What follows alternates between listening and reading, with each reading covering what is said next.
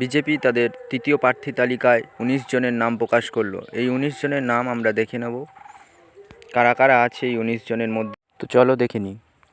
কোচবিহার দক্ষিণ থেকে আছে রবীন্দ্রনাথ বোস, এবারে বিজেপি তাকে টিকিট দিয়েছে।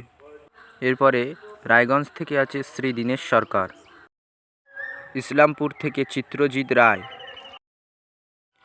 হেমতাবাদ থেকে হরিপদ বর্মন, ইংলিশ বাজার থেকে অম্লান ভাদুড়ী, শান্তিপুর থেকে স্বপন দাস,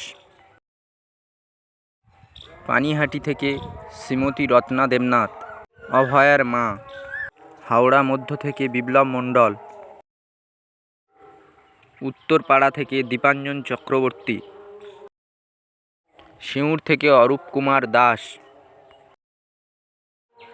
চন্দননগর থেকে দীপাঞ্জন কুমার গুহ, চুঁচুড়া থেকে সুবীর নাগ, হরিপাল থেকে মধুমিতা ঘোষ, তমলুক থেকে হরেকৃষ্ণ বেরা, মেদিনীপুর থেকে শঙ্কর গোঁচাই, পূর্বস্থলী দক্ষিণ থেকে প্রাণকৃষ্ণ তপাদার, কাটোয়া থেকে শ্রীকৃষ্ণ ঘোষ, নৈহাটি থেকে অনিল সিং, সাঁইথিয়া থেকে শ্রীকান্ত সাহা।